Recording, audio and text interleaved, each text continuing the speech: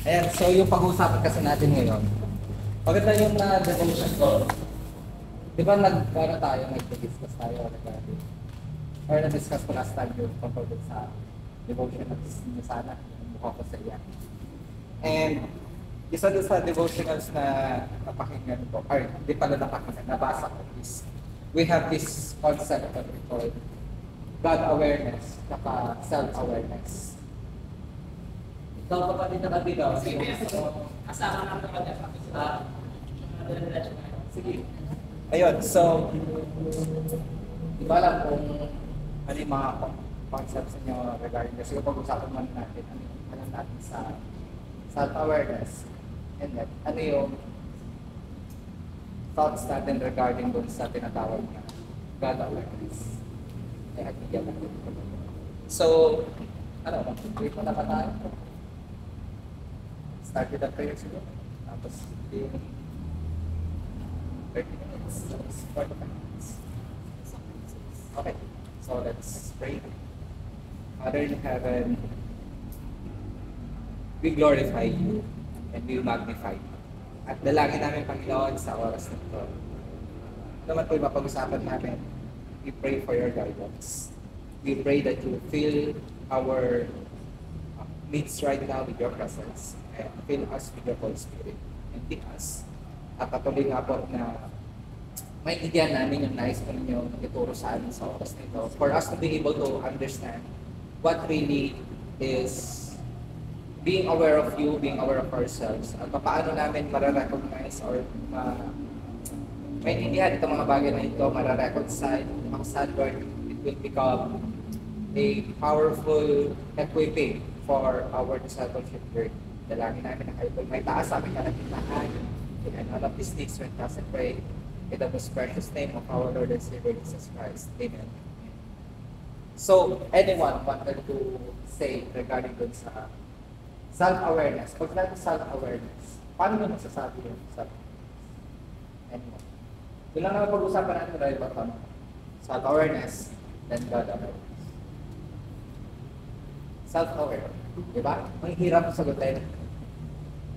Kasi may nabasa ko or napanood ko naman na video, kapag bored tayo, kapag we are forced to think, we are forced to become bored, ayaw natin.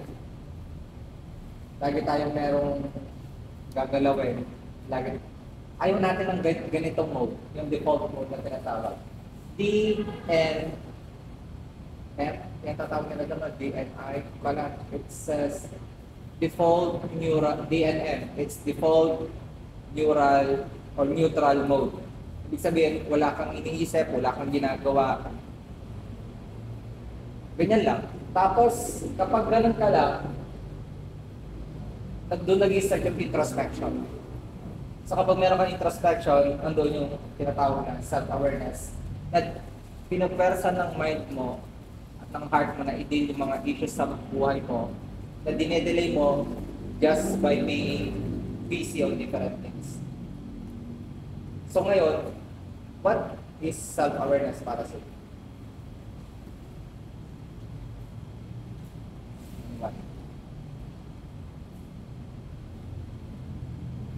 Ano? Self-awareness. Self-awareness po, siguro yung alam mo yung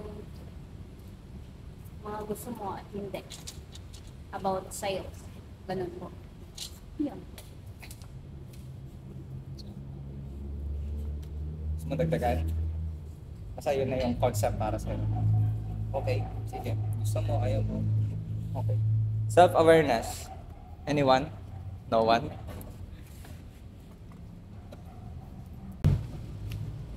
Okay, sige. Ako na rin yung sasagot. Ay, baka si kapatid na kabigaw, pero siyang gusto ang dinagdag. Self-awareness.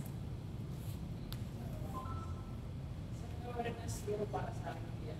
Someone to really expound spiritually. Kahapon or kanina, gumawa ako ng bagay na hindi maganda or hindi kalooban ni Lord. And aware ako sa bagay na yon. So, somehow, nakakamdam ako ng guilt kasi hindi ko kalooban ni Lord bakit ko ginawa and aware ako sa bagay na yon. So, dinadala ko yun until such time na ipag-pray ko kay Lord, Lord, patawarin mo ako sa ginawa ko. Kasi aware ako na nagkamali ka. Siguro yun PM, somehow para sa akin, ang explanation ng self-awareness. Pasok naman, no? Pasok. Pasok, siyempre. Okay, sige na. Ang hirap ng tanong. Wanna know why it is hard to answer questions like that? Kasi na-force tayo na yung mga thoughts na hindi natin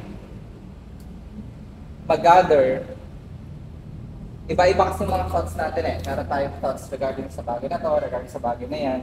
May mga dinidil tayo sa buhay natin. And sa mga inputs kanina, it's knowing what you want and what you don't want. And understanding na aware ka dun sa nagawa mo. However, if ilalagay natin talaga, nagagawa lang natin yung totoong self-awareness mamaya. So maintindihan natin bakit kailangan natin maintindihan ano yung totoong self-awareness. Kasi maraming self-help books that teaches us how to become self-aware, but so many little books that will connect yung God awareness do sa self-awareness. Okay. Isang verse, Jeremiah 17 verse 9. Sabi doon, di ba? The heart is deceitful above all things. You shall know it. Tayo mismo, nade-deceive tayo ng sarili naming puso. So, kaya na-preach ko rin last time na not because you know it is good for you now. Not because you think it will help you, it can help you now. And self-awareness, kung i-define natin kasi, being aware of yourself. Meaning, kaya mong introspect yung current na nararanasan mo, current na thoughts mo. Aware ka na ito yung mga nagawa mo. Okay? So, being self-aware means you recognize ano yung nagawa mo so far, ano yung ugali mo so far, ano yung mga lapses mo so far, shortcomings mo so far. Ngayon, bakit siya hindi nagiging 100%? Because, kagaya ng sabi ko sa Jeremiah 17:9, even ourselves can deceive us. Na yung recognition mo dito sa bagay na ito, not necessarily the reality. So, paano paraan? Naging example ko, pwedeng paborito ko yung ampalaya. Pero hindi lahat paborito yung ampalaya. Para sa akin, yung bitterness nung lasa niya is okay para sa akin. That for me, it is masarap. Pero hindi lahat ganun. Tama ba? So, not because it's good for me, masarap yung lasa para sa akin, mati-change yung fact, yung reality na mapait siya. Tama? So, ganun din sa atin. Kapag nakafocus lang tayo sa self-awareness natin, it could wrap up or warp up yung tinatawag na totoong reality. So, ano yung totoong reality? Pero tayo. Doon papasok yung tinatawag na God awareness. Okay. So, bakit natin kailangan maintindihan yung God awareness? Kagaya nung nasabi ko rin, Christian life is never been compartment. It is purposeful. Kapag sinabing compartment, ilalagay-lagay mo lang yan, at kung kulang man yung isa, parang buo pa rin. Tama? Kasi compartmentalized. Pero ginagawa natin by purpose. This act leads to this act, this activity, this thing will lead into another thing. That's purposeful. Para kapag tinake mo ng buo, kompleto yung Christian life, kompleto yung discipleship. So, paano natin mailalagay yung God awareness? God awareness means we submit to the word of the Lord. We are aware of who God is. May mga pagkakataon, pwede nating itanong sa sarili natin, am I being bad right now? Am I being good right now? Am I being enough? Am I being insufficient? Am I in a good steps right now? Am I in a good road right now? Pero paano mo masasagot yun kung ang object at ang standard, ikaw rin mismo? Tama ba? Kasi you can excuse yourself. Pero pag sinabi natin na God awareness, we go to the word of the Lord. Why? Because when we say the Lord, being aware with the Lord, He is the way, the truth, and the life. So, kadalasan, lumalapit tayo kay Lord so that God can do something in our situations. Pero sana, kapag ina-apply natin yung God awareness, we are going to God so that He can change our perspective towards the situation. Kasi may mga pagkakataon, ang pangit ng sitwasyon, pero ano yung tinuturo ni Lord sa sitwasyon? May nagtanong sa akin, bakit hindi ko sila makakonvince sa faith na meron ako? Naniniwala sila sa ganito, naniniwala sila sa ganyan. Kahit anong explain ko, hindi nila maintindihan, bakit ganun ang ginagawa ni Lord? So kung hindi ka aware kay Lord, hindi mo maintindihan bakit nangyayari. Kasi pwede kang maging self-aware na, siguro ganito yung nangyari, ganito kasi yung ginagawa ko, ganito yung ganyan, ganito yung gusto ko, ganito yung ayaw ko. Aware ako na ganito yung nagawa kong mali or ganito yung nagawa kong tama. But the problem is, if we are not having God awareness, hindi natin nakikita yung spiritual realm. So, in the spiritual realm, may ginagawa pala si Lord na hindi tayo aware. Two things. Yung una, kagaya dun kay Daniel, chapter 10, I think it's on Daniel chapter 10, 20:10-7. Yung nag-21 days fasting siya. Day 1 pa lang, answered prayer na siya. Pero bakit nung ika-21 day pa lang siya naging answered? Kasi nagkaroon ng tinatawag na battle in the heavenly realm. Yung messenger, pinalaban ng enemy. So, hindi nakapunta yung mensahe ngayon papunta kay Daniel. So, since di nakapunta ngayon kay Daniel, anong ginawa ni Lord? Ginawa niya, nagpadala siya ng archangel para samahan yung mensahe. Para yun ay magsabi kay Daniel. Isang realm yun. Na-answered prayer ka na nung day 1, pero na-receive mo lang nung day 21 kasi yung bagay na pinapanalangin mo, pinaglalaban na ng Lord. So kung hindi ka aware doon, nasa self-awareness ka lang, magtataka ka, bakit hindi nasasagot? Bakit tahimik si Lord? Yung pala, nananalangin ka na, sinasagot na niya. Hindi mo pa binabanggit, may answer na siya. That's God awareness. Ngayon, yung pangalawa na point of view,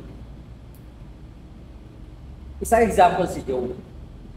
Di ba, hindi maintindihan ng mga friends niya bakit nangyari kay Job yun. Kasi sinasabi nila, may kasalanan ka siguro na unconfessed. That's self-awareness. Self-awareness ng mga friends niya na, hindi, baka may kasalanan ka kaya nangyari yan. So, ngayon si Job, meron din siyang self-awareness, tama ba? Alam niya, hindi siya nagkasala. So, ibig kong sabihin, na dahil perception ng mga kaibigan niya na meron siyang kasalanan kaya niya nararanasan ito, yun na ba yung reality? No. So their perception, their awareness doesn't change the reality. Now the question, si Job, sabi niya, wala akong kasalanan. Pero alam niyo, meron isang chapter na sinabi niya, sana hindi na lang ako pinanganak para di ko ito naranasan. Tanong, bakit siya umabot sa ganung point? That's depression. That's frustration. Tama ba? That's self-awareness. So ngayon, kung ilalagay natin both, that there is God awareness, meaning, how can we apply the nature, character, and identity of the Lord through His Word? At doon natin maintindihan, may ginagawa ang Lord. Kasi sa atin, nababasa na natin kay Job, ano nangyari? Kinausap ni Satan si Lord. Kaya lang naman siya nagtatapat sa'yo, dahil pinoproteksyonan mo siya, blessed siya, tinatanggal mo yung anumang negative things sa buhay niya, if you will. Pero, pag tinanggal mo yan, ayaw na niya sa'yo. So, how many of us, nagre-respond lang tayo kay Lord kasi maganda yung nangyayari? That's self-awareness pa rin.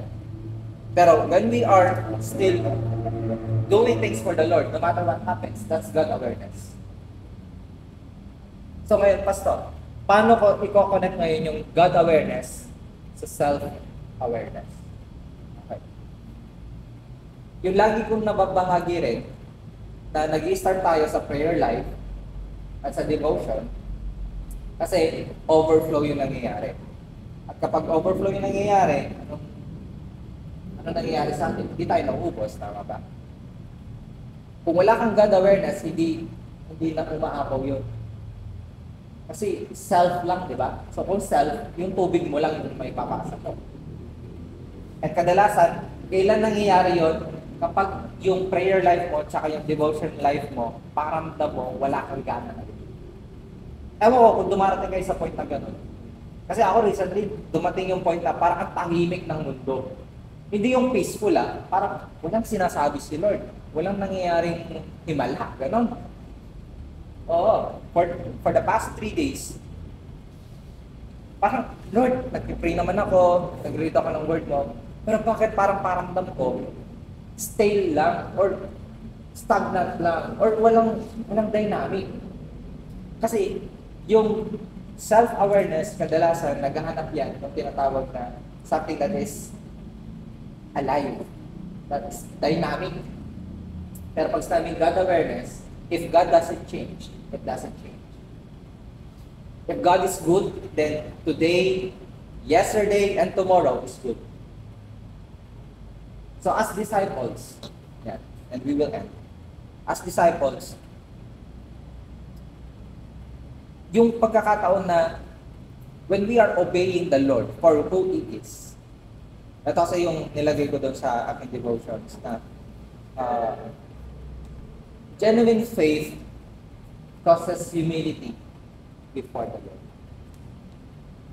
So if we are going to the presence of the Lord because we are aware of who God is, that's God awareness.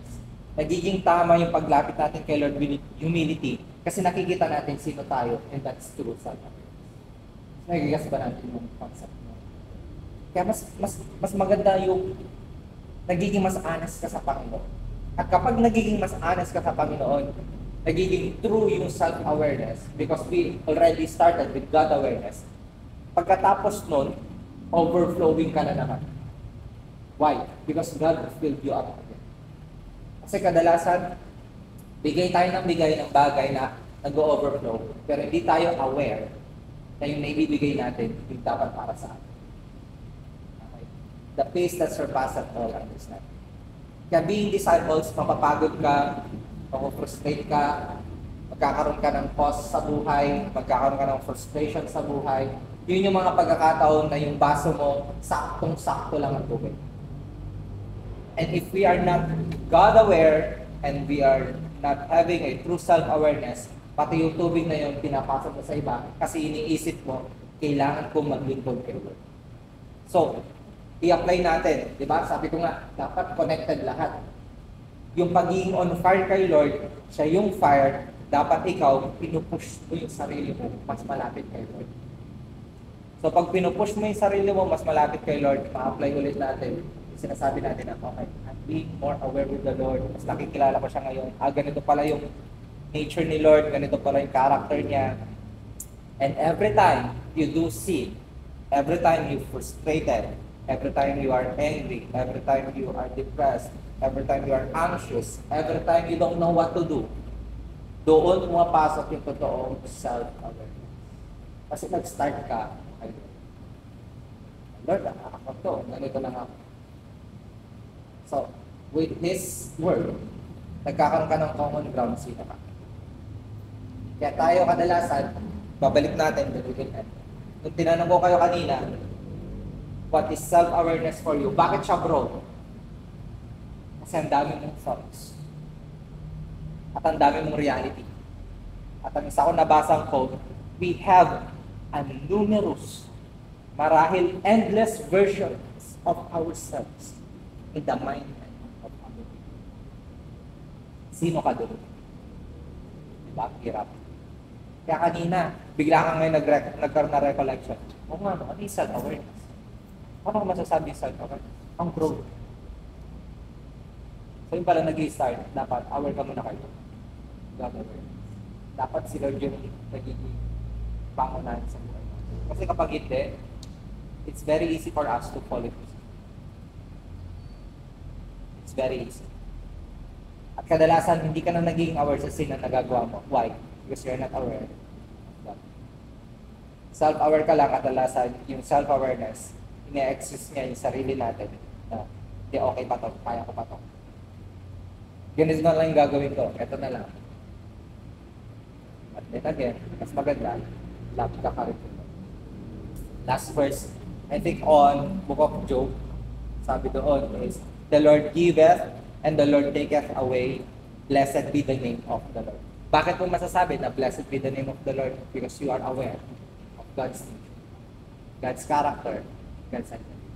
So hindi maganda yung future, hindi maganda yung current situation, remember who your God is. That's God awareness. He is good, He is perfect, He is pleasing. So, magiging self-aware ka ngayon na yung bang gagawin ko, it will lead me on the good, perfect, and pleasing will of the Lord for me. Kasi His thoughts are always wonderful. So, may question pa tayo doon. Nagkaroon ba tayo ng direction? Paano pa ako magiging total self-aware? Dapat pala, God awareness. God awareness. So, pakukuha lang natin yung true history. It's on John 17:17. Sanctify them through thy truth. Thy word is. Ito dapat yung magsasabi sa atin ano yung totoo, ano yung tama. Hindi yung ibang tao, hindi ako, hindi kahit sino. Let the word of the Lord says what is it. God awareness will lead to true self-awareness. So yun lang. God bless. So tayo na prayer. Heavenly Father, once again, thank you for this time that you have given us. Thank you, O God, for bringing us into this place at sa maikling oras. Nagkaroon kami ng source of encouragement and equipping for us to be able to do things for you. That, Lord, we are so excited to always become part of your ministry. But, Lord, when we are down, we are discouraged, the more we are going up towards you, the more we encourage people around us. Na Lord, yung current situation namin, hindi siya yung magdidikta ng direction namin, kundi siya yung magdidikta, Panginoon, kung ano yung current condition namin. And we will not be subject on those situations and conditions. Rather, it gives us the awareness, the true awareness, na you wanted us to do more than our current situation. As your disciples, Panginoon, we pray that we will become more on fire sa inyo because you are our consuming fire. That, Lord, we will continually draw ourselves nearer sa inyo, that we will push ourselves towards sa inyong presensya, Panginoon, so that it is you who will fill us up. And Lord, sa marami pong ipapagawa po niyo sa amin, make us ready and available to do all of these things para po sa inyong ministry. We pray, Father, na hindi lamang kami, kundi marami pang mga young professionals, young people, yung maging kabahagi namin dito. And that you are preparing all of us for your own glory, for your own ministry, for the church, and for the heaven. Marami pa po kaming may dalang mga tao, kaluluwa, papunta sa langit. So yung kami namin patuloy pinagkakatiwalaan at gawain and all of these things may present kayo. In the most precious name of our Lord and Savior Jesus Christ. Amen.